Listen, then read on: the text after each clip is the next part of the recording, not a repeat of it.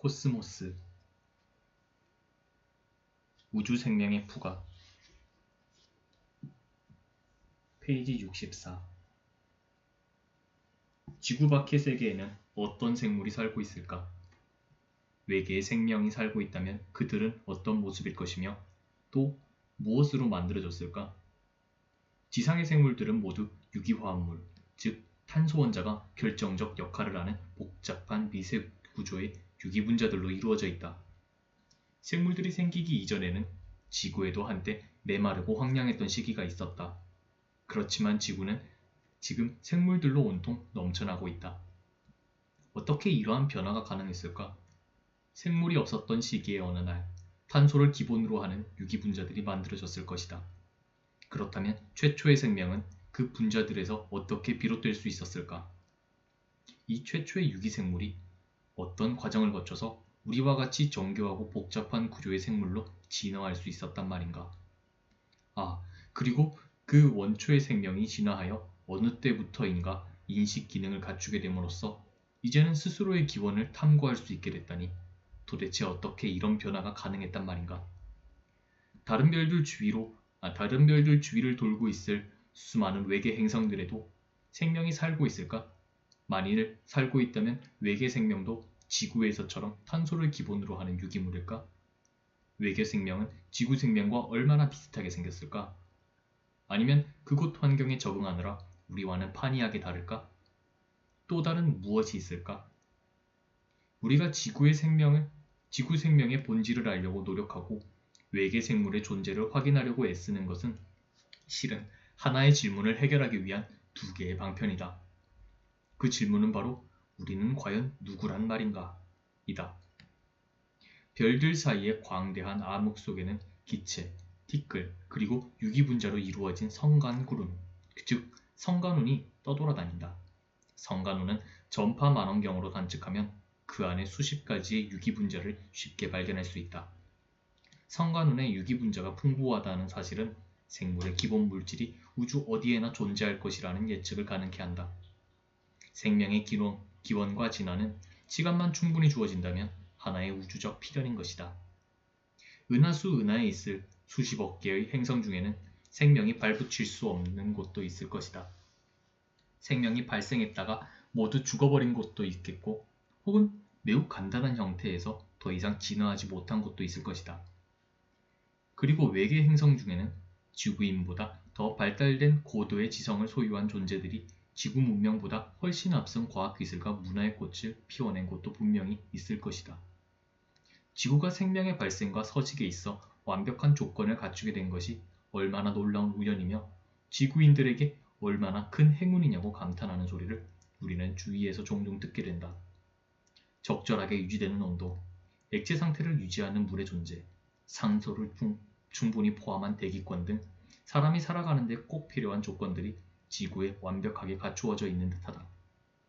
하지만 이러한 감탄스러운 주장이 부분적으로는 원인과 결과를 혼동한 데서 비롯된 것임을 알아둘 필요가 있다. 지구의 자연 환경이 인류에게 훌륭한 조건을 제공하는 것 같이 느껴지는 이유는 모든 생물들이 지상에서 태어나서 바로 그곳에서 오랫동안 성장해왔기 때문이다. 초기 생물들 중에서 지구 환경에 잘 적응하지 못한 종들은 모두 사라져버렸다. 우리는 다행히 잘 적응할 수 있었던 유기물의 후손이다.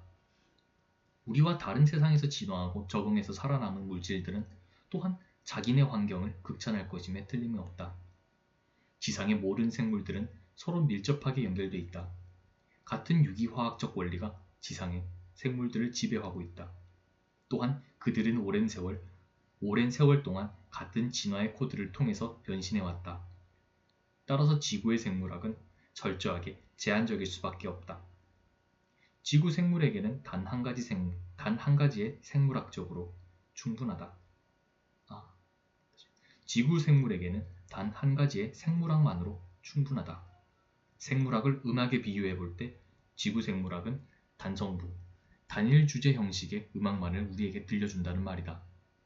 그렇다면 수천 광년 떨어진 저 먼 곳의 생명은 우리에게 어떤 형식의 음악을 들려줄 준비를 해놓고 있을까 무척 궁금하다. 풀피리 하나로 연주되는 지구 생명의 이 외로운 음악 하나가 우리가 우주에서 기대할 수 있는 유일한 음악일까? 우주 생물이 들려줄 음악은 외로운 풀피리 소리가 아니라 부가일 가능성이 높다. 우리는 우주 음악에서 화음과 불협 화음이 좋지 않은 다성부 대위법 양식의 둔주곡을 기대한다. 10억 개의 성부로 이루어진 은하 생명의 부가를 듣는다면 지구의 생물학자들은 그 화려함과 장엄함에 정신을 잃고 말 것이다. 지구 생명이 들려주는 음악 중에서 짤막한 한 토막을 소개해보겠다. 1185년 일본의 일왕은 안토쿠라는 이름의 7살 소년이었다. 그는 헤이케 사무라이 일파의 명목상 지도자였다. 당시 헤이케파는 숙적 겐지파와 오랫동안 피비린내 나는 전쟁을 치루어오던 중이었다. 이 두 파의 사무라이들은 서로 자신의 조상이 더 위대함으로 일왕의 자리는 자기네가 차지해야 한다며 주장하며 싸웠다. 둘의 자웅을 겨룰 운명의 해전이 1185년 4월 24일 일본의 내해 단노우라에서 벌어졌다. 이때 안도쿠 일왕도 전함에 타고 있었다. 헤이케파는 수적으로 열세였고 전략면에서도 겐지파에 비해 처지는 편이었다. 이 해전에서 헤이케파 병사들이 수없이 전사했다. 전투에서 간신히 살아남은 병사들도 나중에 바다에 몸을 던져 집단 자살했다. 일왕의 할머니 니는 일왕과 자신이 적에게 포로로 잡혀갈 수는 없다고 결심했다. 그 다음의 상황은 헤이케 이야기에 이렇게 적혀있다. 그의 왕은 7살이었는데 나이에 비해 무척 조숙했다. 그는 매우 예쁘게 생겨서 얼굴에서부터 밝은 광채가 바라는 듯했다. 검은 머리카락을 등 뒤로 길게 늘인 어린 일왕은 겁에 질려 한껏 불안한 표정으로 할머니 니에게 물었다. 저를 어디로 데리고 가시나요? 그녀는 눈물을 흘리며 어린 일왕을 향해 몸을 돌리고 그를 달랬다. 그러면서 비둘기 색깔 관복에 그의 긴 머리카락을 묶어줬다. 눈물로 범벅이 된 어린 일왕은 작고 예쁘장한 두 손을 한데 모았다. 먼저 동쪽에 있는 이세신궁의 작별을 고하고 서쪽으로 돌아서서 나무와 미투구를 반복해서 읊었다. 니는 우리의 황도는 바다 저 깊은 곳에 있습니다. 라고 말한 뒤 두 팔로 어린 일왕을 꼭 껴안은 채 출렁이는 파도 밑으로 가라앉았다. 헤이케 함대는 전멸당했다. 살아남은 사람이라곤 여자 42명뿐이었다. 이들은 원래 궁중의 시녀였는데 그 후 전쟁터 근처에 살던 어부들에게 몸을 팔면서 살아야 했다. 그러는 동안 헤이케파는 역사에서 완전히 사라졌다. 그러나 시녀와 어촌 사람들 사이에서 태어난 후손들은 단노우라 해전을 기념하는 축제를 열기 시작했다. 이 축제는 오늘날에도 매년 4월 24일에 거행된다. 축제일이 되면 자신을 헤이케 사무라이의 후손이라고 생각하는 어민들은 대마로 만든 옷을 입고 검은 머리덮개를 쓰고 물에 빠져 죽은 일왕의 영정이 모셔있는 아카마 신궁으로 행진한다. 그곳에서 그들은 단노우라 해전 이후에 일어났던 일들을 재현하는 연극을 관람하기도 한다. 몇 세기가 지난 후에도 사람들은 사무라이 유령들이 바닷물을 퍼내느라 헛수고하는 모습이 보인다고 했다. 그들은 지금도 바다에서 피와 패배와 굴욕을 씻어내려고 그런다는 것이다. 어부들 사이에 구전되는 전설에 따르면 헤이케의 사무라이들은 개가 되어 지금도 일본 내의 단노우라 바닥을 헤매고 있다고 한다. 그런데 이곳에서 발견되는 개의 등딱지에는 기이한 무늬가 잡혀 있는데 그 무늬는 섬뜩하리만큼 사무라이의 얼굴을 빼어 닮았다. 어부들은 이런 개가 잡히면 단노우라 해전의 비극을 기리는 뜻에서 먹지 않고 다시 바다로 놓아준다고 한다. 이 전설은 우리에게 재미있는 문제 하나를 제공한다. 어떻게 무사의 얼굴이 개의 등딱지에 새겨질 수 있었을까? 답은 아마도 인간이 개의 등딱지에 그 얼굴을 새겨 놓았다일 것이다.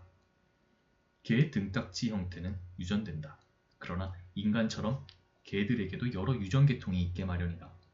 우연하게 이 개의 먼 조상 가운데 아주 희미하지만 인간의 얼굴과 유사한 형태의 등딱지를 가진 것이 나타났다고 가정해보자.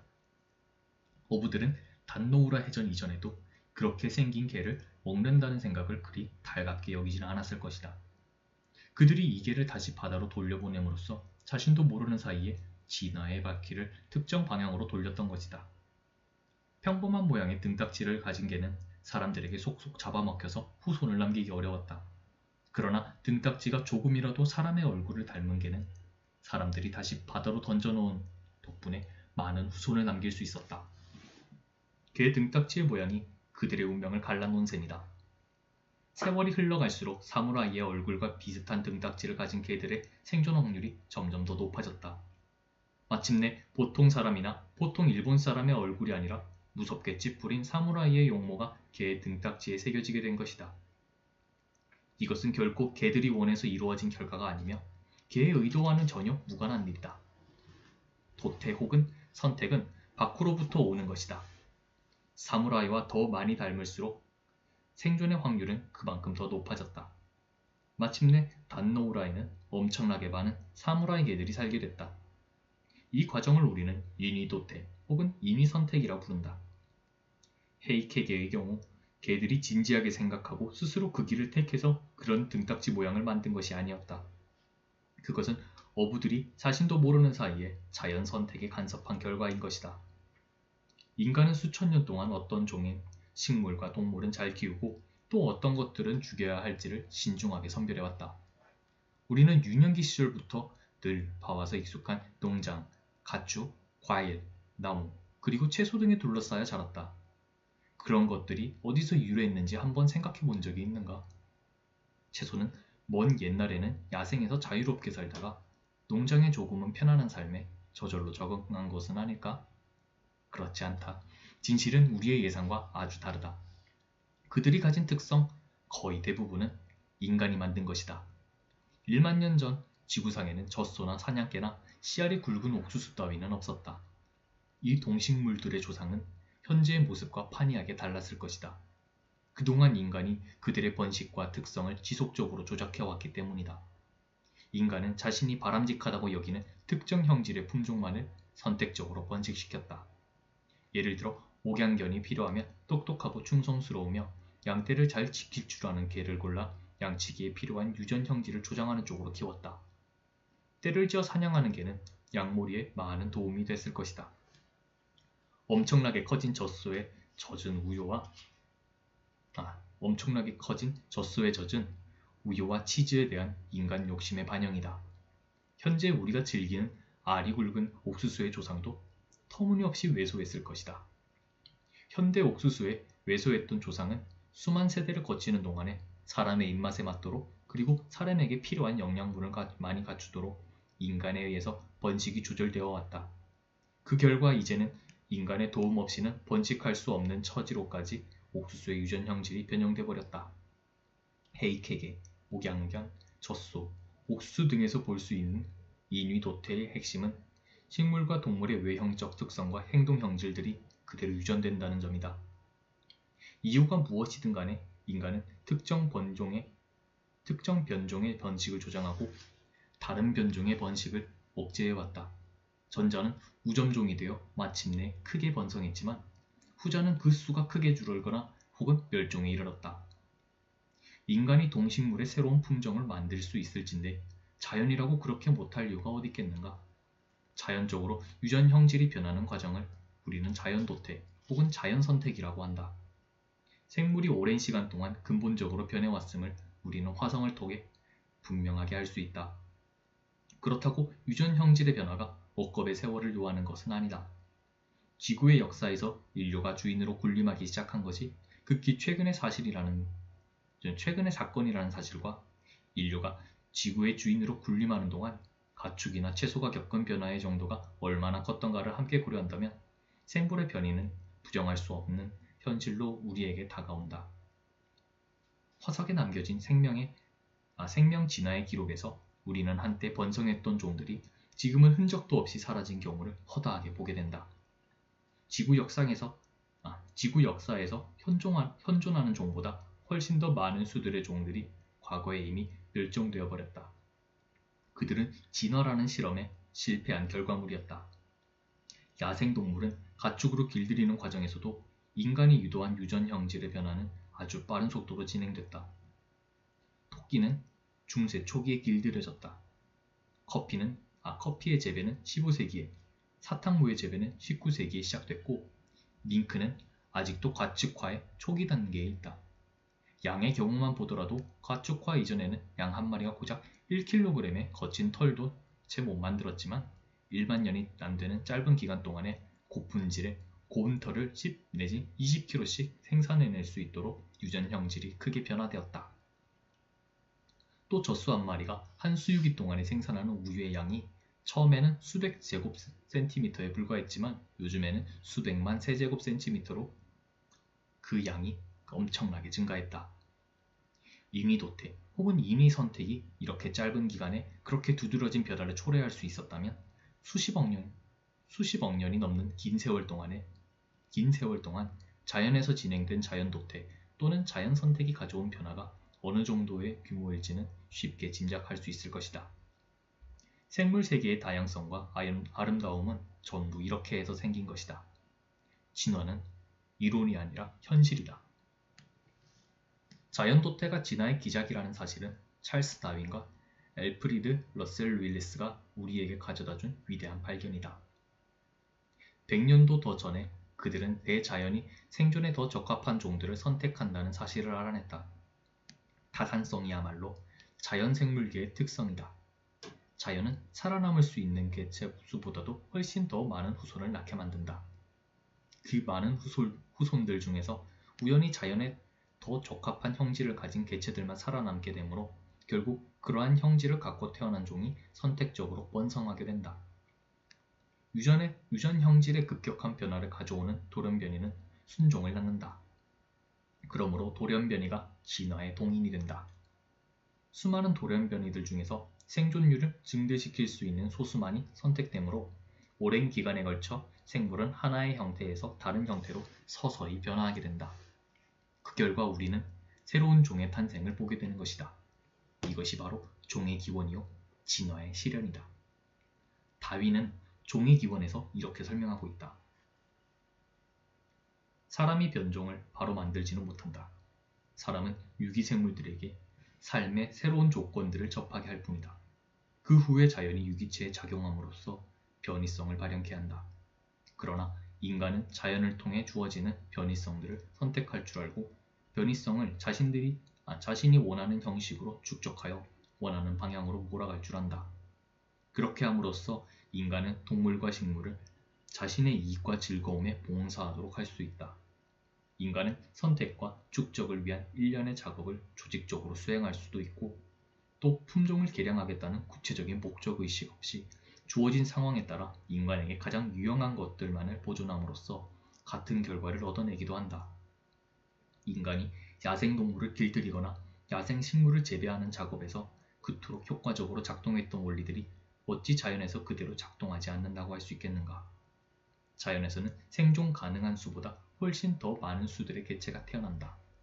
함께 경쟁하고 있는 여러 개체들에 비하여 어느 한 개체가 특정 연령대에서든 혹은 특정 계절 동안이든 아무리 사소한 이점이라도 일단 누릴 수 있거나 또는 그 개체가 주위의 물리적 환경에 아주 조금이라도 더 잘 적응할 수만 있다면 진화의 균형은 그 개체에게 유리한 쪽으로 기울게 마련이다.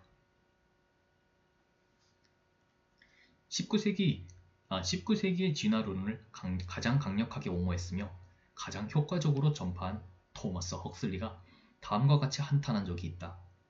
다윈과 월리스의 저작물들은 어두운 밤에 길을 잃은 사람들에게 한 줄기의 섬광이었다. 그 섬광으로 드러난 길은 그 길이 집으로 향하고 있든 말든 무조건 따라가게 하는 그런 성격의 것이었다. 내가 종의 기원의 핵심 사상을 완전히 이해했을 때 나는 참담했다. 바보같이 왜 나는 이런 생각을 하지 못했나? 콜럼버스와 동시에 살던 사람들도 같은 소리를 중얼거렸을 것이다. 변이성, 생존을 위한 투쟁, 그리고 환경 조건의 적응력과 같은 개념들은 우리 사이에 이미 충분히 알려져 있지 않았었나? 그럼에도 불구하고 다윈과 월리스가 그 밤의 어둠을 헤쳐 없앨 때까지의 종의 기원으로 이르는 길이 변이성, 생존 경쟁, 환경 적응 등의 개념 안에 있다는 사실을 우리 중 그 누구도 깨닫지 못했던 것이다. 많은 사람들은 진화론과 자연 선택 이론을 들었을 때 심히 붕괴했다. 아직도 붕괴하고 있는 사람들이 많다. 우리 조상들은 지구 생물들의 우아함에 감탄했다. 즉, 생물이 자기 기능 수행에 얼마나 적합한 구조를 하고 있는지 이해한 다음 이것을 위대한 설계자에 대한 증거로 삼았던 것이다. 아주 단순한 담세포 생물마저 가장 정교하다는 회중시계보다 훨씬 더 복잡하다. 그뿐만 아니라 회중시계는 자기 조립이 불가능하다. 회중시계는 진짜로 작동하는 벽시계에서 전자시계로 서서히 여러 단계를 거쳐 저절로 진화한 것이 결코 아니다. 시계가 있으면 그 시계를 만든 자가 반드시 있게 마련이다. 온 세상을 아름다움으로 가득 채우는 생명현상의 다양성, 그리고 그 생명현상들 배후에 숨겨진 복잡 미묘함을 마주할 때마다 사람들은 깊은 외경의 감정에 빠질 수밖에 없었다.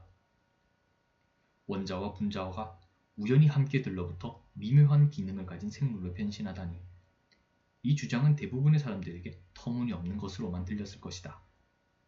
생물마다 고유의 설계대로 만들어졌다는 생각, 하나의 종이 다른 종으로 결코 변하지 않는다는 인식이 제한된 역사 기록만 접할 수 있었던 우리 조상들에게는 그들이 알고 있던 생명현상과 완전히 일치하는 견해였던 것이다.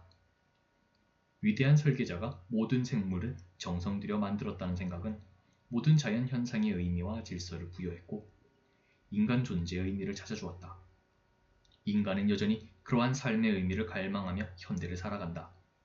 우리가 자연스럽게 받아들이고 있으며 마음에 들어하는 설계자가 존재한다는 생각은 생물 세계에 대한 전적으로 인간적인 해석인 것이다.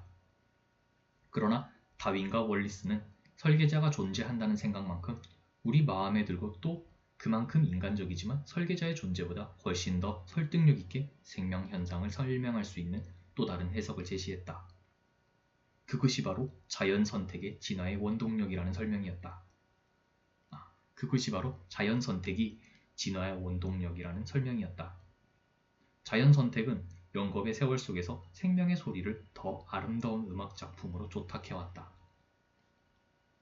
화석 기록이 위대한 설계자의 존재를 증명한다 라고 주장하는 사람도 있다. 설계자가 마음에 들지 않는 종을 버리고 새로 설계해서 또 다른 종을 만들었다고 생각한다면 화석 기록과 설계자의 존재 사이에 생긴 모순을 화해시킬 수 있다는 것이다. 그렇지만 이러한 견해는 우리를 혼란스럽게 한다. 식물과 동물이 모두 그 나름대로 완벽하고 정교하게 만들어졌다면 이렇게 대단한 능력의 설계자가 처음부터 완전하게 의도된 다양성을 실현할 수 없어서야 어디 말이나 되겠는가. 오히려 화석 기록들은 위대한 설계자가 저지른 시행착오의 과거와 그의 미래 예측 능력에 숨어있던 한계를 적나라하게 보여주는 것이다. 이러한 한계는 위대한 설계자에게 결코 어울리는 속성이 아니다. 1950년대 초 내가 대학생이었을 때 운이 좋게도 나는 위대한 유전학자이자 방사선이 돌연변이를 유발시킨다는 사실을 발견한 허먼 조지프 멀러의 실험실에서 일을 할 수 있었다. 헤이케게가 유니도테 혹은 유니선택의 예임을 가르쳐준 것도 멀러였다. 유전학의 실용성 측면을 배우기 위해서 나는 두 개의 날개와 큰 눈을 가진 작고 유순한 생물인 초파리를 가지고 실험을 하면서 많은 시간을 보내야 했다. 우리는 초파리를 1파인트 우유병에 보관했다. 본래 유전자들의 재배열을 통해서 그리고 자연적 혹은 유도된 돌연변이를 통해서 어떤 형태의 새로운 종이 출현하는지 관찰하기 위해서 두 개의 혈통을 교배시키는 실험을 하고 있었다. 암컷들로 하여금 병 안에 놓인 닭밀에 알을 낳게 한 다음 그 병의 마개를 덮어 밀폐해 두었다. 그리고 수정된 알에서 나온 애벌레가 번데기를 거쳐 성충 초파리로 우아할 때까지 꼬박 2주 동안 관찰하는 실험이었다. 어느 날 나는 새로 태어난 초파리들을 에테르로 마취한 뒤 저배율의 쌍한 현미경을 통해서 들여다보면서 정신없이 낙타 털부츠로 개통분류를 하고 있었다. 놀랍게도 아주 색다른 변종이 내 눈에 들어왔다. 흰색 대신 빨간색의 눈을 가졌다던가 목에 굵은 털이 생겼다던가 하는 식의 작은 변이가 아니었다. 그 변종은 눈에 띌 정도로 큰 날개와 털이 난 긴 더듬이를 가진 또 하나의 완전한 생물이었다.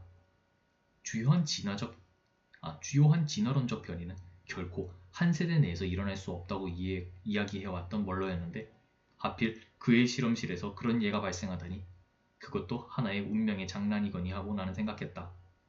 그래도 이것을 멀러에게 설명하는 것은 기분 내키지 않는 일이었다.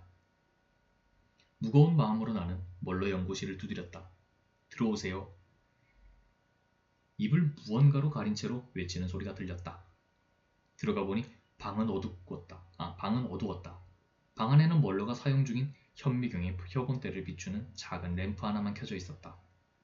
음침한 방에서 나는 더듬거리며 그에게 나의 발견을 설명했다. 아주 다른 종류의 파리를 발견했고 그것은 당밀에 있는 번데기에서 우아한 것이 확실하다고 이야기했다. 그리고 멀러의 주장에 흠을 낼 생각은 아니었다고 설명했다. 그가 물었다. 그것이 파리목보다 나비목에 속하는 것처럼 보이지 않던가?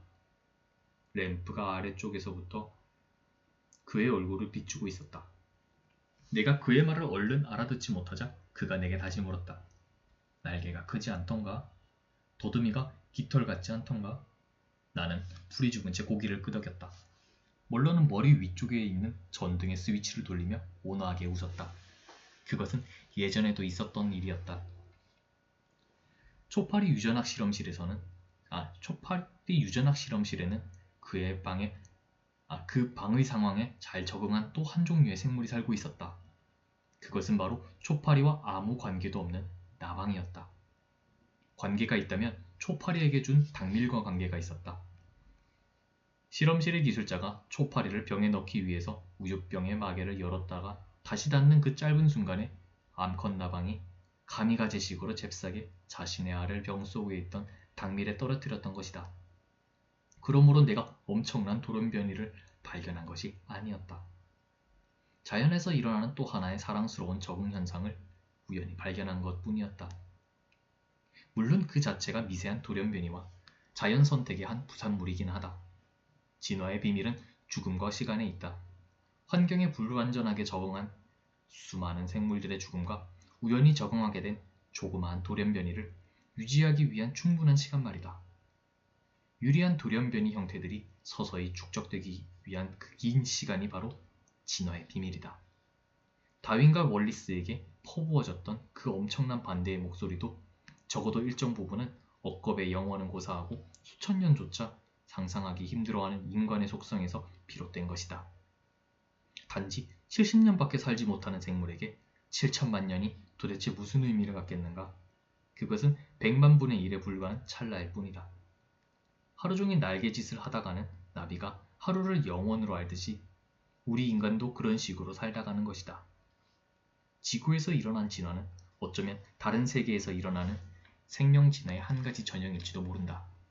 그러나 단백질과 관련해서 일어나는 화학적 현상이나 뇌에서 이루어지는 신경학적 현상들처럼 세부적인 면을 살펴본다면 지구의 생명 현상은 은하수 그 어디에서도 기대할 수 없는 지구 생명만의 고유한 특성이라고 나는 믿는다. 지구는 대략 46억 년 전에 성간기체와 티끌이 응축된 구름 속에서 만들어졌다.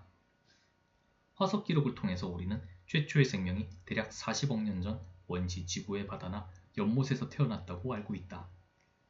최초의 생물은 오늘날의 단세포 생물만도 못한 것이었다. 단세포 생물은 고도로 정교한 형태를 구비한 어엿한 생물이다. 생명의 첫걸음은 이보다도 훨씬 보잘것없는 수준에서 시작했다. 원시 지구 대기의 주성분은 수소 원자를 여러 개 가진 간단한 구조의 분자들이었다. 이 분자들은 태양에서 복사된 자외선과 번개의 전기방전을 통해서 쉽게 해리되었다. 분자에서 떨어져 나온 작은 원자와 분자들이 우연히 재결합하면서 더 복잡한 물질로 만들어졌다. 이렇게 생성된 화학 반응의 부산물들은 바다나 연못에 용해됐으며 거기에서 점진적으로 더 복잡한 일종의 유기물 수포와 같은 물질로 서서히 변해갔다. 마침내 수포에 들어있던 다른 종류의 분자들을 바탕으로 하여 스스로를 비슷하게 복제할 수 있는 새로운 분자가 우연하게 만들어졌다. 이렇게 해서 앞으로 모든 지상 생명 현상의 주인공 구실을 하게 될 디옥시리보핵산 분자, 다시 말해 DNA의 원형이 탄생하게 된 것이다. DNA는 나선 영어로 꼬인 긴 사다리와 비슷한 구조를 하고 있다. 사다리의 가로대는 각각 서로 다른 4종류의 분자들로 이루어져 있다. 그것들이 바로 유전자 코드를 기술하는 4가지 부호이다. 사다리의 가로대를 유클레오티드라고 부르며 그 가로대들이 모여서 주어진 생물을 만드는 데 필요한 설계도, 즉 유전 설계도를 이룬다. 지구상 모든 형태의 생물들은 각각 그 형태에 맞는 설계도를 갖고 있다. 그러나 설계도들은 모두 앞에서 이야기한 4개의 문자만으로 구성되어 있다. 다시 말해 같은 언어로 쓰여 있다. 유기체의 종류마다 유전 형질이 다른 이유는 유전 설계도가 비록 같은 언어로 쓰여 있지만 그 내용이 각기 다르기 때문이다. 돌연변이는 뉴클레오티드의 변화에서 초래되고 변화된 형질은 다음 세대에 그대로 전해진다. 즉 돌연변이는 순종을 생산한다. 뉴클레오티드에 일어나는 변화는 무작위적이다. 그래서 태어난 돌연변이들의 거의 대부분이 비기능성 효소들을 만들게 되므로 돌연변이는 대부분의 경우 결과적으로 해롭거나 치명적이다. 그러므로 이로운 돌연변이가 발생하려면 오랜 세월을 기다려야 한다. 뉴클레오티드의 폭이 겨우 1cm의 10만 분의 1에 해당하는 지극히 작은 물질이다. 이렇게 작은 물질에서 일어난 변화들 중에서 지극히 일부의 경우가 이로운 돌연변이를 유발하고 진화의 원동력으로 작용한다.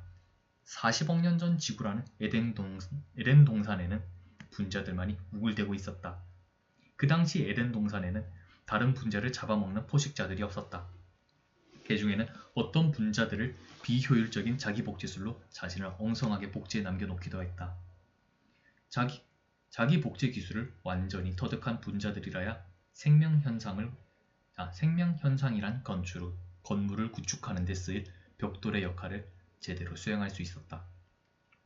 자기 재생산, 돌연변이, 그리고 가장 비효율적 종들의 선택적 제거와 더불어 진화는 분자 수준에서도 이렇게 잘 진행되고 있었다. 시간이 지남에 따라 자기 복제술의 완성도는 점점 나아졌다. 마침내 특정 기능들을 수행할 수 있는 분자들이 한데 모여서 일종의 분자 집합체인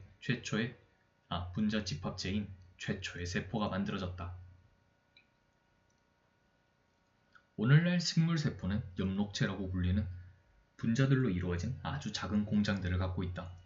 엽록체 공장은 햇빛, 물, 이산화탄소를 탄수화물과 산소로 바꾸는 광합성 작용을 한다. 혈액 속에는 미토콘드리아라 불리는 또 다른 종류의 분자 공장이 있다. 이 공장에서는 주어진 생물이 섭취한 음식물에 산소를 첨가하여 에너지를 추출하는 작업을 한다. 현재는 이 공장이 식물과 동물의 세포 안에 존재하지만 한때 독립된 세포로 독자 활동을 했던 시기가 있었다고 믿어진다. 약 30억 년 전 단세포 생물이 세포 분열 후 2개의 독립된 세포로 되지 못하고 그대로 붙어있던 것들이 생기기 시작했다. 이유는 돌연변이 때문이었으리라. 이것이 최초의 다세포 생물이 태어나는 과정이었다. 우리 몸을 구성하는 세포 하나하나가 실은 공동의 이익을 위해서 모든살이를 하는 일종의 생활 공동체인 셈이다. 이 공동체는 한때는 각각 독립적으로 존재하던 부분들이 모여서 만들어진 것이다. 사람은 100조개가량의 세포로 구성되어 있다. 그러나 사람 한 명 한 명은 수많은 생활 공동체가 모여서 만들어진 또 하나의 거대한 군집인 셈이다. 성은 대략 20억 년 전부터 생긴 듯하다. 그전에는 새로운 종의 출현이 무작위적 돌연변이의 축적을 통해서만 가능했다. 유전 설계도의 글자를 한 글자씩 바꾸어 돌연변이를 만들고 또 그것을 시험해야 했으므로 진화는 고통스러우리만큼 느리게 진행될 수밖에 없었다. 그러나 성의 출현과 함께 2개의 생물은 자신들이 가진 유전 설계도를 문단씩 혹은 여러 쪽씩 심지어는 몇 권씩 통째로 서로 교환할 수 있게 되었다. 그리고 자연은 이렇게 해서 생긴 새로운 종을 선택이라는 채로 다시 걸러냈다. 결국 성적 결합에 관여할 줄 아는 생물들은 선택되었고 반면 성에 무관심한 것들은 빠르게 사라졌다. 이것은 20억 년 전 미생물들에게만 주어졌던 선택사항이 아니다. 오늘날 우리 인간들도 DNA 조각들을 서로 교환하는 일에 온 정성을 쏟으며 살아간다. 10억 년 전쯤부터 식물들이 협동 작업을 통해 지구 환경을 엄청나게 변화시키기 시작했다. 그 시절 바다를 가득 메운 단순한 독생 식물들이 산소 문제를 생산하자마자 자연히 산소가 지구 대기의 가장 흔한 구성 물질 중 하나가 되었다. 원래 원시 지구의 대기는 수소로 가득했다. 이렇게 해서 지구 대기의 성질이 근본적으로 바뀌었다. 생명 현상에 필요한 물질이 그때까지는 비생물학적 과정을 통해서 만들어졌으나 산소 대기의 출현으로 지구 생명사의 신기원이 세워진 것이다. 산소는 유기물질을 잘 분해한다. 사람은 산소를 좋아하지만 산소는 무방비의 유기물들에게는 근본적으로 독이나 다름없다. 지구 대기가 산화력이 강한 대기로 성격이 바뀌자 생물의 역사상 최대의 위기가 당시 생물들에게 닥쳐왔다. 산소의 분해력에 대처할 수 없던 생물들은 무더기로 사라져야 했기 때문이다. 보틀리뉴스균이나 파상풍균과 같은 몇몇의 원시적 형태의 생물들만이 오늘날까지 간신히 살아남아 산소가 없는 환경을 골라서 그곳에서 번식하며 산다. 지구 대기의 질소는 산소보다 화학적 활성도가 많이 떨어지기 때문에 훨씬 무해한 분자이다. 그렇지만 지구 대기의 질소가 유지되는 과정에도 생물이 크게 관여하고 있다. 지구 대기의 99%가 생물 활동에 그 기원을 두고 있다 해도 과언이 아니다. 그러므로 파란 하늘은 생물이 만든 것이라고 주장할 수도 있는 것이다. 생명의 탄생 이후 40억 년의 거의 대부분의 기간 동안 지구의 생명계는 바다를 가득 채우고 있던 청록색의 조류들이 지배했다. 대략 6억 년 전부터 조류의 독과점 체제에 금이 가기 시작했고 이때부터 새로운 형태의 생물들이 폭발적으로 지구에 나타났다. 이것이 바로 캄브리아기 대폭발이라 불리는 사건이다. 지구가 만들어지자마자 생명이 탄생했다고 해도 크게 잘못된 표현은 아니다. 그러므로 생명의 출현은 지구와 같은 행성의 환경에 쉽게 일어날 수 있는 화학 반응들의 필연적인 결과일 것이다.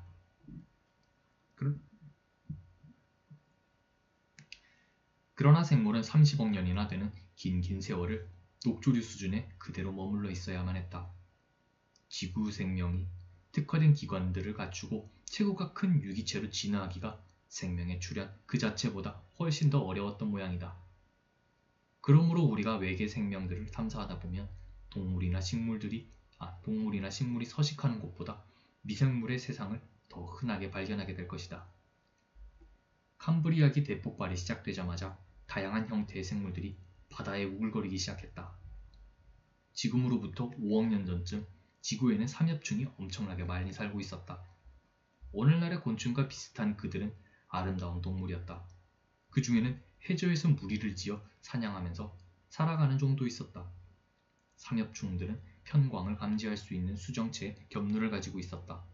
그러나 오늘날 지구에서는 살아있는 삼엽충을 찾아볼 수 없다. 이미 2억 년 전에 모두 멸종한 것 같다. 한때 지구상에 번성했던 동식물들 중에선 이렇게 완전히 사라진 예가 많이 있으며 현재 지구에서 볼 수 있는 생물들이 물론 과거에 모두 존재했던 것은 아니다. 오래된 암석과 화석 가운데 우리와 같은 동물들은 눈을 씻고 찾아봐도 찾을 수가 없다. 종들은 잠깐 나타나 그럭저럭 살다가 완전히 멸종하고는 한다. 캄브리아기 대폭발 이전에도 새로운 종들의 출현과 멸종이 있었던 것 같지만 그 속도가 다소 느렸던 것 같다. 이렇게 추정할 수밖에 없었던 것은 부분적으로 우리가 갖고 있는 정보의 양이 먼 과거로 갈수록 점점 더 줄어들기 때문일 수도 있다. 또 지구의 초기 역사에서 딱딱한 부위를 갖춘 생물들은 흔치 않은 데다가 부드러운 부위는 여간해서 화석으로 남지 않으므로 캄브리아기 이전의 생물이 이후보다 더 적다고 느껴지는 것일지도 모른다. 그러나 캄브리아기 대폭발 이전에 새로운 종의 출현이 매우 더뎠다는 것은 거의 확실한 사실이다. 세포의 구조나 생물학적 특성 등에서 달성될 수 있는 굉장히 어려운 진화가 외적 형태에까지 즉각적으로 반영되는 것은 아니다. 그러나 불행하게도 화석은 우리에게 외적 형태만 보여준다. 캄브리아기 대폭발 이후에는 환경에 놀랍도록 잘 적응하는 새로운 형태의 생물들이 숨막힐 정도로 급하게 속속 나타났다. 최초의 어류에서 최초의 척추동물로 빠르게 이어졌다. 바다에서만 살던 식물 중에서 차츰 서식지를 육지로 옮기는 식물이 나타나기 시작했다. 그러면서 최초의 곤충이 태어났고 그 후손들이 땅에서 사는 육서동물의 선구자가 되었다. 뒤이어 날개 가진 곤충이 양서류와 함께 나타났다. 폐열은 닮은 양서류는 바다와 육지 양쪽에서 살 수 있었다. 그리고 지구에 최초의 나무가 등장했고 최초의 파충류가 출현해 공룡으로 진화해갔다. 그리고 포유류가 지상에 출현했다. 그 후 최초의 새와 최초의 꽃이 생겨났다. 공룡이 멸종하고 돌고래와 고래의 조상인 가장 초기의 고래류가 나타났다. 같은 시기에 원숭이, 유인은 인간의 공동 조상인 영장류가 지상에 그 모습을 드러냈다. 천만 년 전에 인간과 아주 비슷한 생물이 처음으로 나타났으며 그들이 진화함에 따라 뇌의 크기도 현저하게 커졌다. 그리고 그 후, 그러니까 지금으로부터 겨우 수백만 년 전에 최초의 인간이 나타났다. 인류의 조상이 숲에서 성장했기 때문인지 우리는 자연스럽게 숲의 친근감을 느낀다. 하늘을 향해 우뚝 서 있는 저 나무들이 얼마나 사랑스러운가. 나뭇잎들을 광합성하기 위해서 햇빛을 받아야 한다. 그래서 나무는 주위에 그늘을 들임으로써 자기 주위의 식물들과 생존 경쟁을 한다. 나무들이 성장하는 모습을 자세히 관찰하면 나무들이 나른한 은총을 차지하기 위해 서로 밀치며 씨름하는 것을 발견할 수 있다. 나무는 햇빛을 생존의 동력으로 삼는 아름답고 위대한 기계이다. 땅에서 물을 길어 올리고 공기 중에서 이산화탄소를 빨아들여 자신에게 필요한 음식물을 합성할 줄 안다. 그 음식의 일부는 물론 우리 인간이 탐내는 것이기도 하다. 합성한 탄수화물은 식물 자신의 일들을 수행하는 데 필요한 에너지의 원천이 된다. 궁극적으로 식물에게 기생해서 사는 우리 같은 동물들은 식물이 합성해 놓은 탄수화물을 훔쳐서 자기 일을 수행하는 데 이용한다. 우리는 식물을 먹음으로써 탄수화물을 섭취한 다음 호흡으로 혈액 속에 불러들인 산소와 결합시켜 움직이는 데 필요한 에너지를 뽑아낸다. 그리고 우리가 호흡 과정에서 뱉은 이산화탄소는 다시 식물에게 흡수돼 탄수화물 합성에 재활용된다. 동물과 식물이 각각 상대가 토해내는 것을 다시 들이마신다니 이것이야말로 환상적인 협력이 아니고 또 무엇이겠는가. 이것은 지구 차원에서 실현되는 일종의 구강대 기공의 인공호흡인 것이다. 그리고 이 위대한 순환작용의 원동력이 무려 1억 5천만 킬로미터나 떨어진 태양에서부터 오는 빛이라니 자연이 이루는 협력이 그저 놀랍기만 하다. 알려진 유기분자의 수는 100억 개가 넘지만 이 중에서 생명현상의 필수 요원으로 활동하는 것은 약 50종뿐이다. 동일한 조합의 분자들이 여러 가지의 기능을 발휘하는데 반복해서 사용된다. 분자들의 조합이 하나의 모듈로 쓰이는 것이다.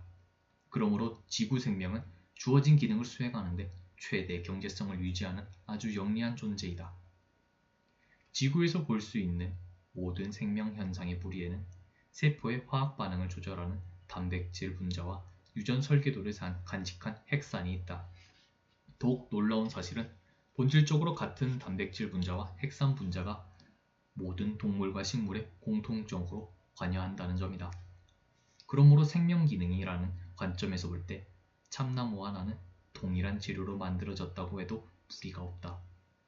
좀 더 먼 과거로 거슬러 올라간다면 동물인 나와 식물인 참나무의 조상은 같다. 살아있는 세포는 은하와 별의 세계만큼 복잡하고 정교한 체계를 이룬다. 세포라는 이름의 이 지극히 정교한 기구는 40억 년의 긴 세월을 거치면서 힘들게 걸어온 진화의 결정이다. 우리가 먹는 음식물에 있는 영양분들을 세포라는 장치를 통해 그 모습과 성격이 계속해서 바뀐다. 오늘의 백혈구 세포가 엊그제 먹은 시금치 나물이라는 이야기이다. 세포는 어떻게 이 일을 수행하는가? 세포 안에는 아주 복잡하고 정교한 구조물들이 미로같이 늘어져 있는데 이것들이 세포 형태를 유지하고 한 물질을 다른 물질로 변화시키고 에너지를 저장하며 자기 복제를 준비하는 등 생명 현상에 필요한 다양한 기능을 수행한다. 세포 안에 있는 분자 덩어리들은 거의 대부분 단백질이다. 왕성하게 활동 중인 것들이 있는가 하면 대기 중인 것들도 있다. 가장 중요한 단백질은 세포 안에서 화학 반응을 조절하는 효소이다. 효소는 공장의 조립 라인에서 일하는 숙련 노동자와 같아서 자신의 맡은 바 기능을 분자 수준에서 수행한다. 예를 들어보자. 핵산의 재료 중 하나인 뉴클레오티드 구아노신 포스페이드를 만드는 과정의 네 번째 단계를 특정 단백질이 담당한다면 또 다른 단백질 분자는 세포가 필요로 하는 에너지를 생산하기 위해 당을 분해하는 과정의 11번째 단계를 책임진다는 식이다. 효소가 공장에 주어진 기능 전체를 이끌어 나가는 주체는 아니다. 그 주체는 핵산이다. 효소들은 그저 핵산이라는 감독관이 보내는 지침에 따라 행동할 뿐이다. 심지어 자기 자신을 만들어내는 작업도 감독관의 지시에 따라야 가능하다. 핵산은 세포의 핵에 자리한다. 핵은 세포 왕국에서 함부로 출입할 수 없는 구중 궁궐과 같은 곳이다. 이제 세포의 핵 속을 들여다보자. 거기에는 우리의 국수 공장의 폭발 현장과 유사한 풍경을 목격하게 될 것이다. 수많은 코일과 가닥이 서로 얽히고 설켜 있는데 그것들이 DNA와 RNA라는 이름의 두 가지 핵산이다. DNA는 무엇을 해야 할지 업무 수행의 구체적 단계를 알고 있으며 그 내용을 기술하는 코드를 갖고 있고 이에 따라 지침을 하달한다. RNA는 DNA가 하달하는 지침들을 받아서 세포에 여기저기로 전달하는 임무를 수행한다. 이들은 40억 년에 걸친 진화의 종수로서 세포가 또는 나무가 혹은 인간이 생명 현상을 유지하는 데 필요한 활동의 모든 정보를 자기 안에 담고 있다. 인간의 언어로 기술한다면 인간 DNA의 총 정보는 두꺼운 책 100권에 해당한다. 한술 더 떠서 DNA는 자신을 복제하는 데 필요한 정보도 모두 갖고 있다. 복제는 아주 완벽하게 이루어진다. 복제 과정에서 차이가 생기는 경우는 비록 미소한 차이라도 지극히 드물다. 그러므로 DNA는 참으로 엄청난 양과 질의 정보를 갖고 있는 셈이다. DNA는 나선 층계처럼 이중나선 구조를 한다.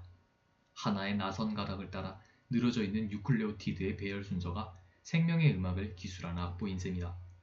특정 임무를 수행하는 어떤 효소의 작용으로 꼬였던 두 개의 나선이 풀리기 시작하면서 각각의 나선이 상대방의 나선인 뉴클레오티드 배열과 동일한 배열의 나선을 복제한다. DNA 중합체 효소라고 불리는 특수 기능의 효소가 이중나선 해체가 진행되는 동안 복제가 거의 완벽하게 되도록 돕고 확인한다. 복제에 실수가 생겨서 잘못 끼워진 뉴클레오티드를 잘라내고 제대로 된 것으로 대체하는 효소들도 활동한다. 효소가 비록 분자만 한 기계라고 하지만 그들은 참 엄청난 일을 수행한다. DNA는 완벽한 자기 복제를 통해 유전 성질을 보존하고 전달하는 일을 한다. 이와 더불어 핵의 DNA는 전달자 RNA라 불리는 또 다른 핵산을 합성하여 세포의 신진대사 활동을 관장한다. 전달자 RNA는 핵 밖으로 이동한 후 정확한 시간과 장소에서 특정 효소의 생성을 조절한다. 결과적으로 효소가 하나 생성되고 이 효소는 세포 내 화학 반응의 특정 단계를 관리한다. 인간의 DNA는 10억 개의 뉴클레오티드로 연결된 두 개의 나선이 이루는 매우 긴 사다리처럼 생겼다. 다시 말해 DNA 분자는 가로대를 10억 개나 가진 긴 사다리이다. 뉴클레오티드들이 이룰 수 있는 조합의 대부분은 아무 쓸모도 없는 단백질을 합성하므로 생명의 관점에서 무의미하다. 우리같이 복잡한 생물의 경우에도 유용한 핵산 분자는 극히 제한되어 있다. 그렇지만 유용한 핵산을 조합하는 방법의 수는 우주에 존재하는 전자와 양성자의 수를 전부 합한 것보다 훨씬 더 많다. 그 결과로 나타날 가능한 인간 개체의 총수는 지금까지 살았던 사람들의 수를 훨씬 능가한다. 핵산의 가능한 조합들 중에서 지금까지 지상에 살았던 어떤 인간을 통해서도 구현되지 않은 조합들이 아직 무수히 많이 남아있다니 우리는 여기에서 인간이라는 종이 가진 잠재력이 어마어마하다는 결론을 내릴 수 있다. 그렇다면 앞으로는 지금까지 지상에 살았던 그 어떤 인간보다 뛰어난 인간을 설계할 수 있을지도 모른다. 물론 뛰어나다는 것은 어떤 기준을 택하느냐에 따라 달라지겠지만 말이다. 다행스럽게도 뉴클레오티드의 순서를 어떻게 바꾸어야 새로운 인류를 만들 수 있는지는 아직은 잘 모른다. 그렇지만 머지않은 미래에 바람직한 특성을 인간에게 부여하기 위해서 뉴클레오티드를 우리 마음대로 조합할 수도 있을 것이다. 이것이야말로 우리로 하여금 정신이 번쩍 들게 하면서 동시에 불안케 떨게 하는 우리 미래의 한 단면이다. 진화는 돌연변이와 자연 선택을 통해서 이루어진다. DNA 중합체 효소가 복제 과정에서 실수를 범하면 돌연변이가 생긴다. 그러나 중합체 효소가 실수하는 경우는 매우 드물다. 태양으로부터 오는 방사능 입자나 자외선 광자도 돌연변이의 요인이 된다. 또 우주에서 지구로 들어오는 높은 에너지의 우주선 입자나 주위 환경의 화학물질 때문에 돌연변이가 발생할 수도 있다. 이러한 요인들은 뉴클레오티드를 변화시키거나 핵산의 끈을 꼬거나 묶는다. 돌연변이율이 너무 높으면 40억 년 동안 공들여 쌓아온 진화유산의 탑이 송두리째 무너진다. 반대로 너무 낮으면 미래의 환경 변화에 적응할 새로운 종이 모자란다. 생물의 진화는 돌연변이와 자연 선택 사이의 정확한 균형을 필요로 한다. 이러한 균형이 이루어질 때 새로운 환경에 놀랄 만큼 잘 적응하는 생물들이 탄생한다. DNA의 뉴클레오티드 하나가 바뀌면 그 DNA가 지정하는 단백질의 아미노산 하나의 변화가 초래된다. 유럽 사람들의 적혈구는 대체로 둥글다. 그러나 아프리카 사람들 중에는 적혈구가 초승달이나 나처럼 생긴 사람들이 있다. 남모양의 적혈구는 산소를 둥근 것보다 덜 운반함으로 빈혈증을 유전시킨다. 그렇지만 말라리아에는 강한 저항력을 제공한다. 두말할 나위 없이 말라리아에 걸려 죽는 것보다 빈혈증과 함께 살아가는 게 낫다. 이렇게 두드러진 차이가 뉴클레오티드 하나에서 유발되는 것이다. 혈액 기능의 차이는 적혈구의 경우처럼 현미경 사진으로도 쉽게 식별할 수 있을 정도로 뚜렷한 변화인데 그렇게 큰 변화가 작은 뉴클레오티드에서 왔다니 놀라울 뿐이다. 인간 세포 하나에 들어있는 뉴클레오티드의 총수는 대략 100억 개나 된다. 어마어마한 수인 것이다. 그런데 놀라운 점은 100억 개 중에 단 하나가 그렇게 큰 차이를 낳는다는 사실이다. 우리는 다른 뉴클레오티드들에서 생긴 변화가 어떤 결과를 초래하는지에 대해서는 여전히 무지하다. 인간은 겉보기에 나무와 뚜렷하게 다르다. 의심할 여지 없이 인간은 나무와는 다른 양식으로 세상을 인지한다. 그러나 생명 현상의 핵심을 조금만 깊이 들여다보면 분자 수준에서 나무와 인간은 근본적으로 같은 화학 반응을 통하여 생명 활동을 영위함을 알 수 있을 것이다. 한 세대의 유전 형질을 다음 세대로 전하기 위하여 핵산을 사용하는 점은 나무나 사람이나 마찬가지고 세포 내의 화학 반응을 조절하는 효소로서 단백질을 이용하는 점도 같다. 더욱 중요한 점은 핵산 정보를 단백질 정보로 바꾸는데 나무와 사람이 동일한 설계도를 사용한다는 사실이다. 이 점에 있어서 지상의 모든 생물들은 아무런 차이가 없다. 생명 현상이 보여주는 분자 수준에서의 동질성으로부터 우리는 지상의 모든 생물이 단 하나의 기원에서 비롯됐음을 알 수 있다. 나무, 사람, 아귀, 심지어 변형균과 집신벌레 같은 지구의 모든 생물이 과거로 올라가면 단 하나의 조상으로 출현한다는 결론이다. 그렇다면 생명의 기원인 바로 그 물질은 지구 생성 초기에 과연 어떻게 만들어질 수 있었을까? 나는 코넬 대학교의 실험실에서 여러 가지를 연구하고 있다. 구체적으로는 생명이 탄생하기 전에 유기 반응을 관찰하고 있다. 이것은 생명의 음악을 악보에 옮겨 적는 작업이다. 그중 한 가지 실험을 소개해보겠다. 원시지구의 대기를 재현하기 위하여 투명한 용기에 수소, 수증기, 암모니아, 메탄, 황화수소의 혼합기체를 채운 다음 그 안에서 전기방전을 일으켰다. 우리는 이와 비슷한 성분의 혼합기체를 오늘날 목성의 대기에서 실제로 볼 수 있다. 이런 혼합물은 목성뿐만 아니라 코스모스의 도처에 존재할 것이다. 전기방전을 일으킨 것은 옛 지구와 현재 목성에서 공히 볼 수 있는 번개 현상을 재현하기 위함이다. 처음에는 용기 안에 들어있는 성분 기체를 육안으로 확인할 수 없었고 반응 용기도 그대로 투명했다. 그러나 전기 불꽃을 10분쯤 발생시키자 이상한 갈색의 물질이 용기의 벽을 타고 흘러내리기 시작했다. 이윽고 용기 내부가 점점 불투명해지면서 타르 같은 갈색 물질이 용기의 벽을 덮었다. 형성 초기에 태양이 자외선을 많이 방출했으므로 전기 방전을 일으키는 대신 자외선을 조여줄 수도 있었다. 그러나 결과는 대동소이했을 것이다. 그 타르 물질에는 대단히 복잡한 유기 분자들이 가득했고 그 중에는 단백질과 핵산을 구성하는 분자들이 다량 포함되어 있었다. 생물의 재료 물질은 이같이 쉽게 만들어질 수 있었던 것이다. 이런 실험을 가장 먼저 한 사람은 스탠리 밀러였다. 밀러는 1950년대 초에 이 실험을 수행했는데 당시 그는 화학제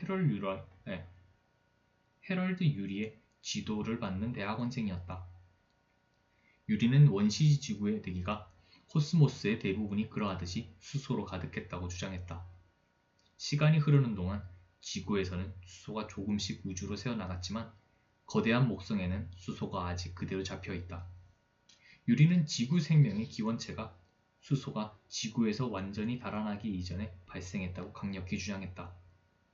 유리가 이러한 기체의 전기불꽃을 일으켜보자고 제안하자 누군가가 그와 같은 실험에서 도대체 무엇을 기대할 수 있는지를 그에게 물었다. 유리의 대답은 바일슈타인 한마디였다. 바일슈타인은 독일에서 출간된 28권의 화학 총서로서 그 책에는 화학자들이 알고 있는 유기분자들이 모두 실려있다. 원시 지구에 있었을 가장 흔한 종류의 기체들을 모아놓고 거기에 화학결합을 깰 수 있을 정도의 에너지를 공급하니까 생물의 기본 재료가 될 수 있는 물질들이 만들어졌다. 자외선 복사든 전기방전이든 그 어떤 형태의 에너지라도 좋았다. 그러나 우리의 용기 안에는 생명음악의 음표만 떠돌았지 거기에서 생명음악 그 자체는 들을 수 없었다. 분자 수준의 재료들을 정해진 순서에 따라 결합해야만 생명의 음악이 가능해진다. 분명히 생명은 단백질을 구성하는 아미노산과 핵산을 구성하는 뉴클레오티드 이상의 그 무엇이었던 것이다. 그러나 이러한 재료들을 길게 배열하여 긴 사슬 모양의 분자를 만들기만 해도 그것으로 우리의 실험은 엄청난 진전을 본 것이나 다름없다. 원시 지구와 같은 조건에서 아미노산들이 서로 조합하여 단백질과 유사한 물질들을 만들어냈으며 그중 일부는 지금의 효소처럼 유용한 화학 반응을 서투르게나마 조절할 줄 알았다. 뉴클레오티드끼리 26개씩 결합하여 핵산 가닥을 만들기도 했다. 실험관 내의 환경을 적절히 조절하면 짤막한 핵산들이 자기 자신을 복제하는 경우도 볼 수 있었다. 지금까지 그 누구도 원시 지구의 기체와 물을 실험관에 함께 넣어 각종 반응을 겪게 한 다음 거기에서 무엇인가 꼬물거리는 것이 기어 나오게 한 적은 한 번도 없다. 지금까지 알려진 생물 중에서 가장 작다는 바이로이드만 하더라도 1만 개 정도의 원자로 구성되어 있다.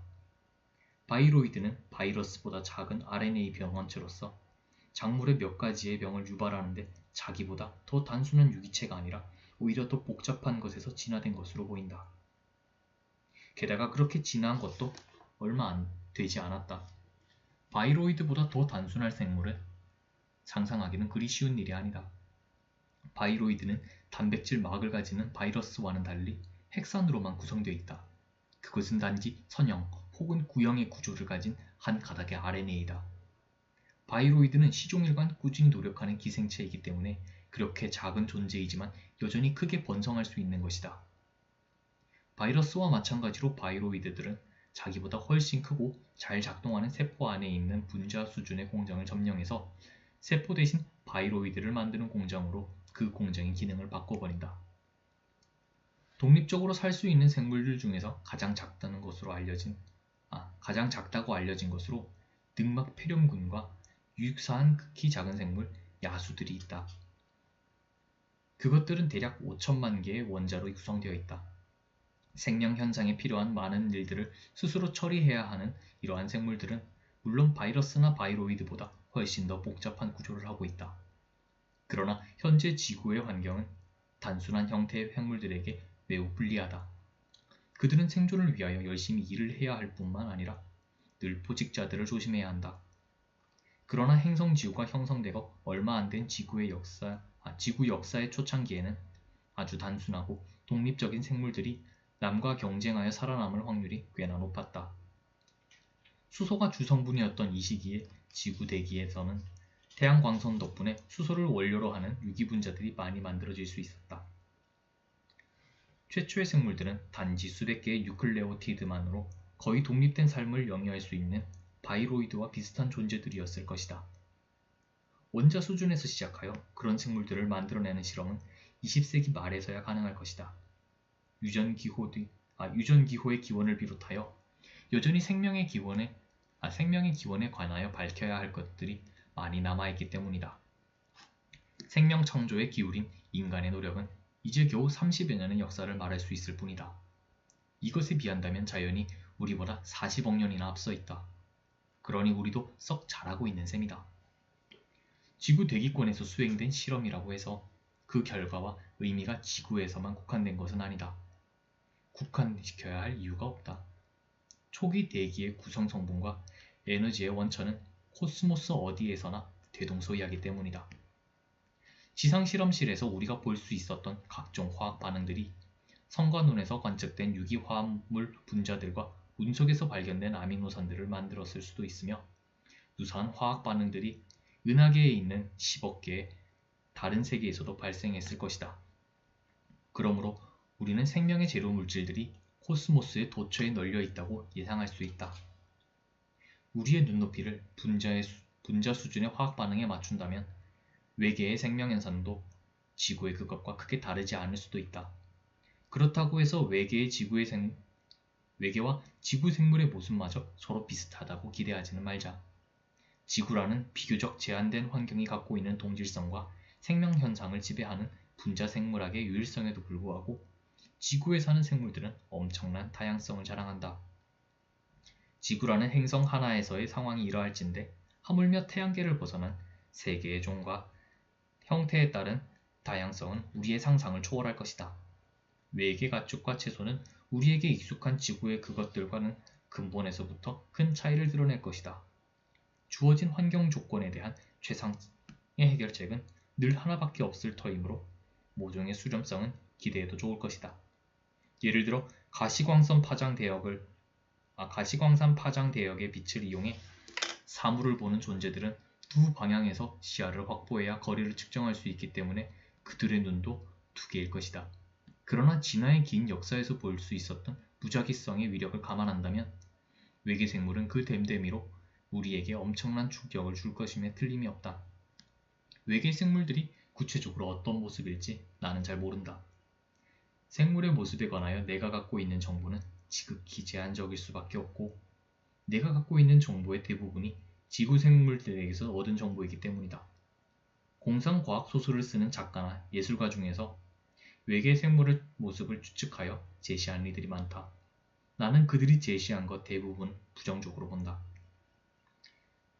내 생각에 그들은 우리가 이미 알고 있는 생물의 형태에 지나치게 집착하는 것 같다. 지구의 특정 생물이 고유의 모습을 갖게 된 데는 저마다 그 나름의 사연이 있게 마련이다. 그리고 그 사연에는 재현되기 힘든 수많은 단계들이 숨어 있을 것이다.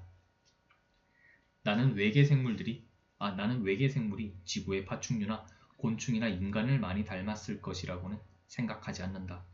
초록색의 피부, 뾰족한 귀, 더듬이 같은 그런 조그만 외관상의 차이를 첨가한다 해도 나의 부정적 관점을 바꾸지는 못할 것이다. 그러나 독자가 내게 강요한다면 완전히 다른 그 무엇인가를 상상해 볼 수는 있다. 목성 대기의 주성분은 수소, 헬륨, 메탄, 수증기, 암모니아 등이다. 이러한 분자들은 목성을 비롯한 거대 기체 행성들에서 공통적으로 볼 수 있는 기체 성분이다.